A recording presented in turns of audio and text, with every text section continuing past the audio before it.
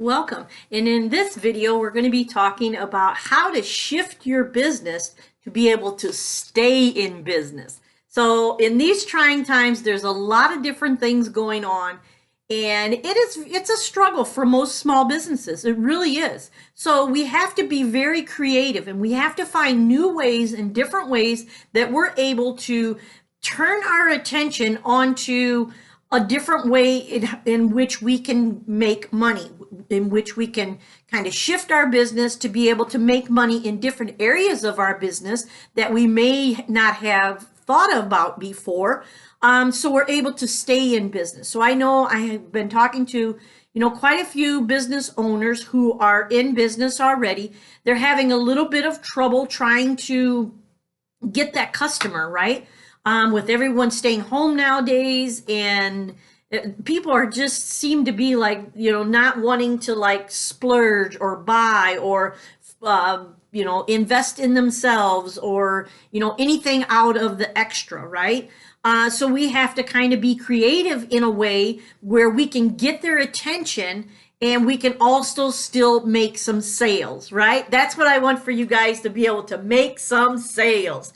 So we're going to be talking about this. Hopefully it can help you to be able to not give up on what it is you're doing, but maybe set aside a little bit of time to be able to get creative about what else you can offer, how you can offer something else and still make a stream of income off of your new idea or your new way or new product or something like that. Okay, so we're going to go ahead, get started, get right into it. So number one is to streamline your offer, narrow down your niche, and to be narrow down your niche into your product or service. Okay, so you want to be able to do this. Now I know another couple people that I've been talking to, they run service-based businesses, and they're looking for a way that they can still make some profit, still make some money. So what they're going to be doing now is to be designing some sort of a product that they can come up with, that they can start selling for another stream of income. Okay, so that's one example, one way of a business shifting, having to shift during these hard times, and to be able to think about their business in a different way. And so that's what they're going to be doing. So I know two businesses already that are doing that, three actually. They have shifted their businesses, and they are thinking about, inventing or designing, creating a product that they can sell over and over again, right? So that's what they're doing. And this may be able to help you to think about your business a little bit differently. And then number two is to group your offer together or turn one feature of your product or service into a grouped offer. So a lot of times, if you're having problems selling things individually, kind of group them together into maybe either sets or group them together in some sort of a group. And package them together so you're maybe able to sell them much easier if they're combined with some other products.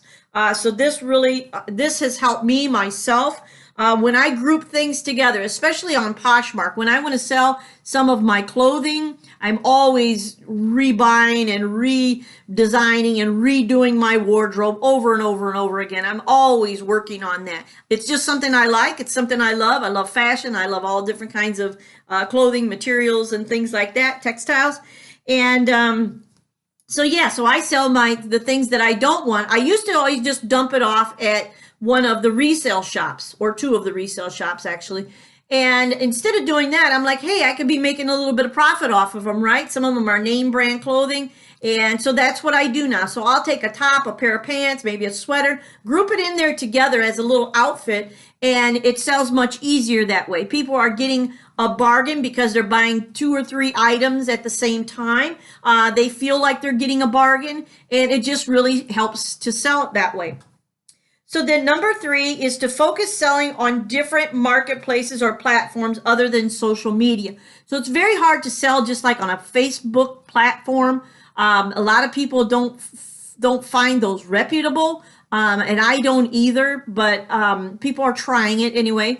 But what I suggest is to find another platform that you can sell on. So maybe you have one platform going really strong. Maybe you're on Etsy and you have that going really strong. Okay, so maybe you could shift a little bit of your attention now to your website or to another platform and get that one streaming as well. Get that one start to make money for you as well, right? So you have two streams of income.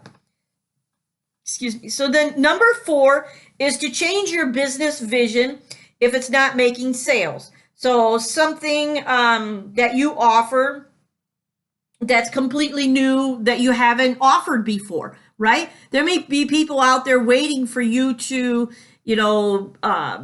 create a product that they really want. They've been watching you for a while and you have a product that's close and similar to what it is they want, but it's not quite what they want. So if you can really streamline a product, of one of your products or something, an off branch of your product, and see how that goes. And then number 5, I believe, 1, 2, 3, 4, 5. Number 5 is to listen to your customers and what it is their needs are. So sometimes we like to make and create and do things of what we like to do, right? We get excited about the things and the ideas that we come up with, but they're not always what other people want. So you have to be a little careful there and to make sure that your product or service is something that people will pay you for. It is something they're looking for and it is something they want. So you'll have to, play around with it and make sure that it is something that they would really want to have. Number 6 is to fulfill the needs and then start supplying what people want from you. So if you want to start thinking about, maybe you already have some clients, but what is their need? What do they really need? Maybe you're selling them a product and they're happy and okay with that, but is there something else that they really feel they could benefit from that's even better than the product that you have? What is their initial need? Okay, and then number 7, so find new clients that can use your product. So there's different ways to find new, clients, new customers. A really great way is to find new customers is actually to write on different people's blogs, like make a comment on different people's blogs. If the blog pertains to something that is an offshoot of what it is you offer, then if you write comments on different people's blogs, people will start to learn your name, that you're following that blog, that you're writing comments on that blog. And they'll start following you and checking your profile out like, hey, what does she offer? Who is she? And then they'll start going to maybe purchase from you. So there's different ways you can go about it, but that is one way that a lot of people don't think about. And you could do it that way. Okay, so number 8 is to make your offer better with added value. So maybe you sell, let's take for instance soaps again. So if you sell maybe handmade soaps, so maybe your friend down the street, she sells handmade washcloths, or she sells the lofa, or whatever, however you pronounce that, the sponges or something like that. Or maybe she sells something in a liquid form that you don't sell, maybe some sort of a shampoo and a conditioner or a skincare product or something like that. Get together with her and then, see if you could start buying wholesale from her, and then you could start adding her products to some of your products. And you kind of create a little specialty package that people would maybe want to buy. So you can try it and see how that works, And then number 9, you want to pivot your business to online sales. So I know there's a lot of people out there, a lot of businesses out there, and they only have a storefront, or they only sell from their home, but they're not online. It's like, knock on my door and I'll give you what you want, or email me and I'll be at the door waiting for the cash and to give you your product, right? So there's a lot of people doing business that way, where you have all these different people coming to your door. Sometimes that can get a little monotonous. And what you want to try to do is to transfer some of your business to online. So some sort of an online platform that you would be able to sell from. Even if it's just from your own email address, you can start collecting different people's email addresses, start writing to them weekly, and start putting pictures of your products in there and start selling that way. So whichever way it is for you that you feel comfortable with, you need to start having that stream of income from online sales, where people can go and they can go to your PayPal account, they can go to your Stripe account, whatever it is that you have your payment system set up. You really want to have that in place, because before you even put your offer out there, you need some sort of a payment system, and where people will feel confident about putting their credit card on there and buying from you. So that's very important. There's a lot of people that are on Facebook selling different things, but I wouldn't go on there and put my credit card on there. There's so much scams that goes on Facebook. I wouldn't do that. But, so you want to think about that, the payment system, and have that in place. And then number 10, and our last one, is develop a product or service that meets the needs of the people you already serve.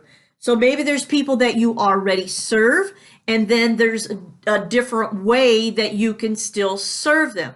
So maybe, for instance, you're selling something embroidered, okay? Maybe you're selling something that is, maybe like, embroidered aprons or towels, or, something different like that. What you can do is offer a service of having where they can go and have it personalized, right? People love personalization right now. They're so excited about seeing their name on things. People want to feel proud of themselves, right? And to stay upbeat within themselves. So they love seeing the initial of their last name. They love seeing their name spelled out. So whatever it is you make, if you can start taking in some sort of personalization, people would really like that. That could be a whole new stream of income that's just on the personalization side, So you want to really think about that and think about offering something like that in your business. And it doesn't have to just be embroidered. It could be stamped. You can stamp people's last names on different things you make. You can, do paint. You can do, all kinds of draw, all kinds of different things.